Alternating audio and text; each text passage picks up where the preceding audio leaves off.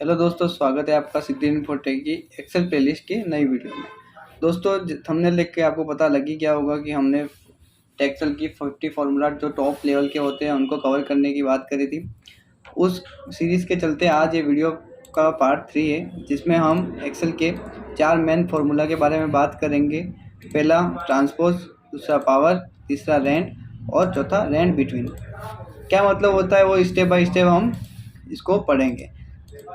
ये वीडियो शुरू करने से पहले चैनल को सब्सक्राइब कर दीजिए, बेल आइकन दबा दीजिए ताकि हम जो भी वीडियो बनाते हैं तुरंत आपको नोटिफिकेशन के रूप में मिल जाए। तो दोस्तों, बिना देरी करे ट्रांसपोज पे आते हैं। ट्रांसपोज का मतलब क्या होता है? ये किसी भी फॉर्मेट को ट्रांसफ़र कर लेता है। जैसे कि आपने यहाँ पे देखा होगा 2 कॉलम्स बने हुए हैं, जैसे ये कॉलम और 2 कॉलम बने हुए हैं और रो बहुत सारी बनी हुई है। तो इसी को, या जैसे नेम और क्लास ये कॉलम्स है, तो इसी को मैं रो में कन्वर्ट कर सकता हूँ, है ना। उसी के साथ अगर ये सारी प्रॉपर्टी रो कॉलम्स में है, उसके बाद ये सुरेश, प्रदीप, ये ऐसे रो में है, इनको मैं कॉलम में ट्रांसफ़र कर सकता हूँ। और वो कैसे करूँगा वो आपको देखना है। सबसे पहले सूत्र को चालू करने से पहले मुझे देखना पड़ेगा कि मेरा ये एरिया कितना है।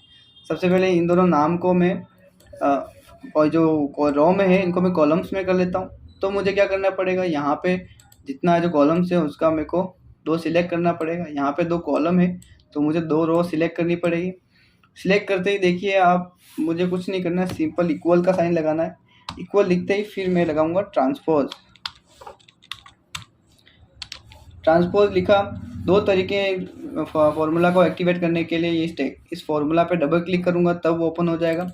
ये हो चुका एक्टिवेट। दूसरा तरीका, आप टैब का बटन दबा सकते हैं। सबसे पहले यहाँ मैं लिखूंगा, जो रो है वो नाम मैं लिख सकता हूँ C3 लिख सकता हूँ या फिर D3 लिख सकता हूँ। मैं एक बार सिलेक्ट कर लेता हूँ ताकि आपके लिए इजी रहेगा। तो यहाँ पे सिलेक्ट करते क्या आया, C3 और D3। मतलब C3 है क्या? C का मतलब होता है रो का नाम, कॉलम का नाम, और 3 जो है वो रो का नाम है। ठीक है, उसके बाद मैं एक बार कोष्टक को बंद कर लेता हूँ। तो यहाँ पे आपको ध्यान रखना है, आपको एंटर नहीं करना है, आपको दबाना है control shift enter. Control shift enter करते ही देखिए नेम और क्लास दोनों की रो बन चुकी है।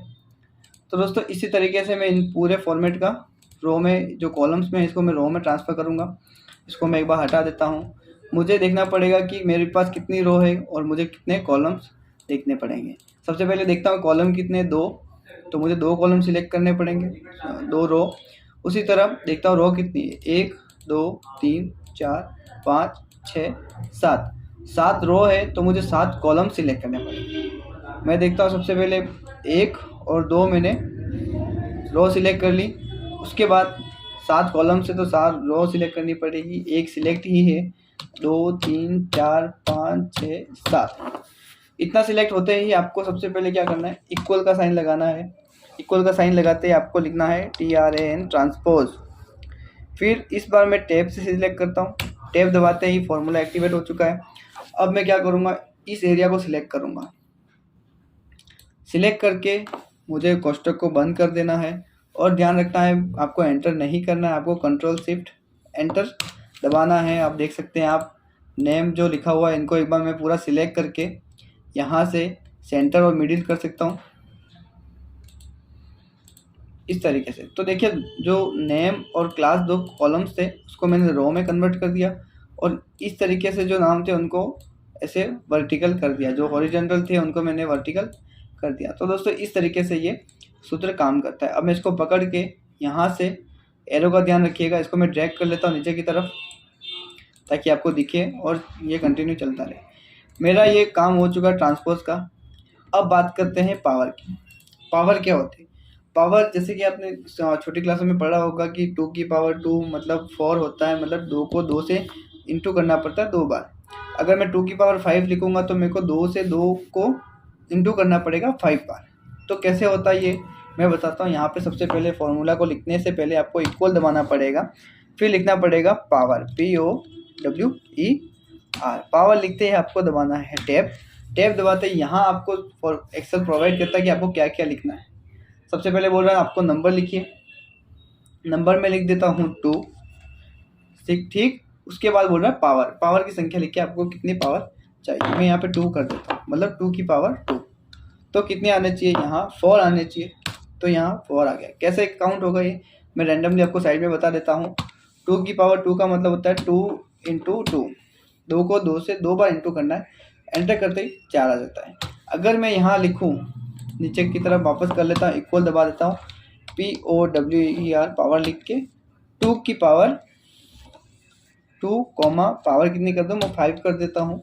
तो कोष्टक बंद करते ही एंटर करूँगा तो 32 आ गया। मतलब मेरा जो टेबल है इक्वल दबाऊँगा, 2 एक बार, 2 3 4 और ये लास्ट 5 बार। मैंने 5 बार 2 2 लिख दिया है। उसको एंटर करूँगा तो कितने आने चाहिए, 32, मतलब 2 की पावर 5। तो दोस्तों होप कि आपको यह पावर की वैल्यू समझ में आ गई। अगर आपको ये पावर की वैल्यू समझ में आ गई तो आप लाइक कर दीजिए, चैनल को सब्सक्राइब कर दीजिए और बेल आइकन दबा दीजिए तुरंत। कमेंट कीजिए आपको ये समझ में आया या नहीं। अगर समझ में आया तो आप यस लिख दीजिए।